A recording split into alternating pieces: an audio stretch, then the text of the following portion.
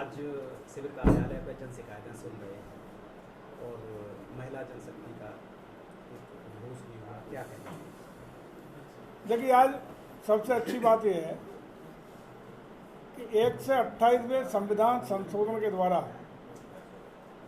भारत की सरकार ने महिला सशक्तिकरण के लिए मिशन शक्ति का आगाज करते हुए महिलाओं को लोकसभा विधानसभाओं में 33% आरक्षण देने का काम किया है। इसका मतलब साफ है कि भारत की जो पुरानी सनातन परंपराएं, मान्यताएं, संस्कार हैं, जिसमें महिलाओं को शक्ति स्वरूपा माना गया है, चाहे माँ दुर्गा का रूप हो, माँ सरस्वती का रूप हो, माँ लक्ष्मी का रूप हो, जीवन में आदमी के बिना इनके धन, ऐश्वर्य, वैभव, बुद्धि, विवेक, ये सब देने वाली देवियां हैं।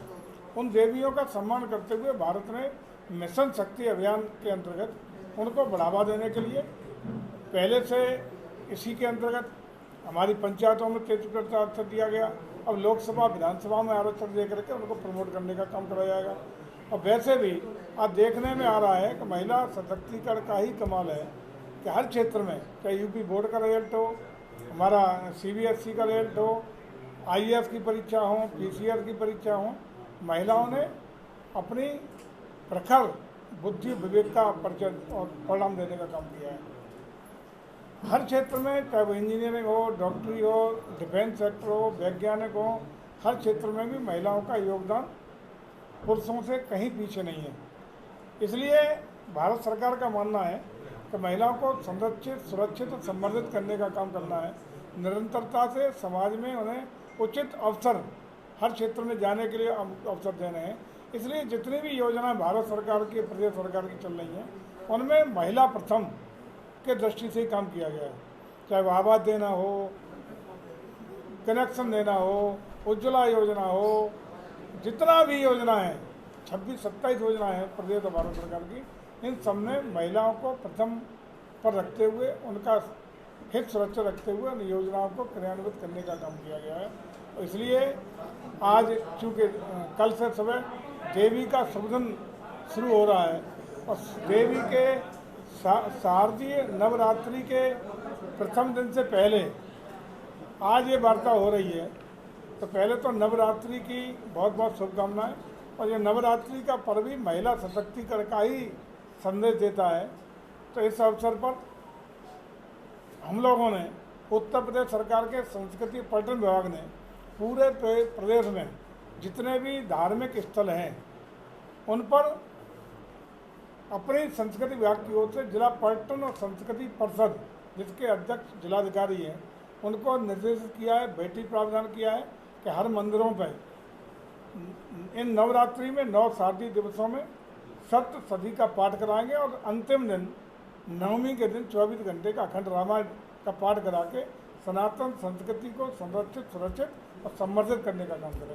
अभी जिले में भूमाफियाओं के खिलाफ अपने अधिकारियों को निर्देशित किया है कार्रवाई की, क्या कहेंगे? भूमाफियाओं के खिलाफ न सिर्फ हमने किया है, उत्तर प्रदेश सरकार पूरी तरह कटिबद्ध है, संकल्पबद्ध है कि किसी भी दशा में किसी भी गरीब के साथ अनाचार, अत्याचार या उसकी ज़मीन पर अवैध कब्जा नहीं होना चाहिए। अगर कोई करता है तो निश्चित रूप से कठोर कार्रवाई होगी। किसी को भी कानून तोड़ने का हक नहीं है, किसी को भी किसी की ज़मीन पर कब्जा करने का हक नहीं है।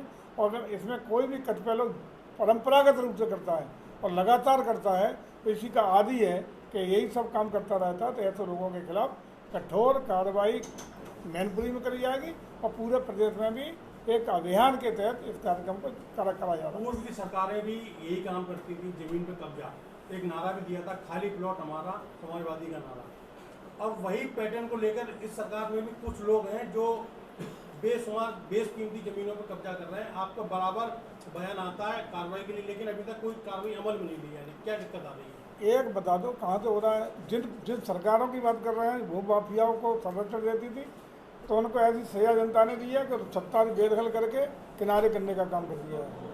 आज की सरकार में अगर इस तरह के कोई प्रकरण हैं तो आप सूची दो, कठोरतम कार्रवाई होगी। ये कहना कि मैनपुरी में कार्रवाई नहीं हो रही है, बिल्कुल सरासर गलत है।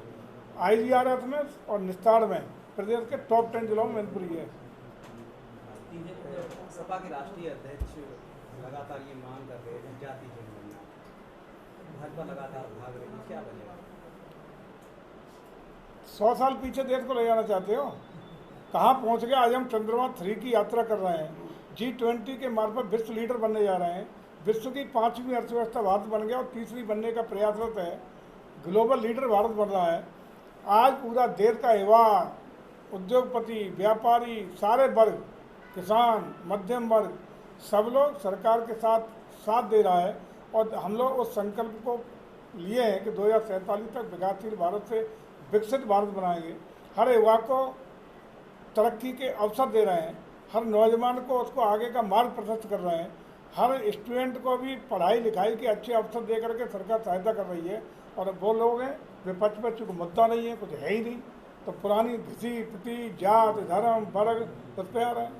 मुझे लगता है लोगों को शर्म आनी चाहिए, देश की तरक्की में हाथ बढ़ाना चाहिए और देश की जनता का निश्चित हिम्मत है कि एक बार पुनः देश को आगे बढ़ाने के लिए, देश को बहुत ऊंचाई पर ले जाने के लिए मोदी जी को 3री बार प्रधानमंत्री बनाने का काम देश करने जा रहा है। लगातार ऐसा भी आरोप है स्वास्थ्य व्यवस्था में तो ध्वस्त हो चुकी है, डेंगू से लोग मर रहे हैं, दो डिप्टी CM में करते कुछ नहीं।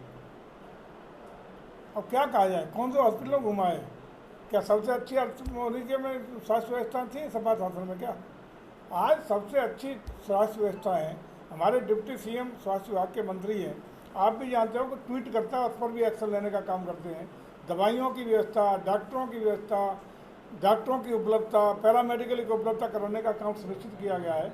अगर कहीं किसी को दुख तकलीफ है, कोई भी कर्मचारी अधिकारी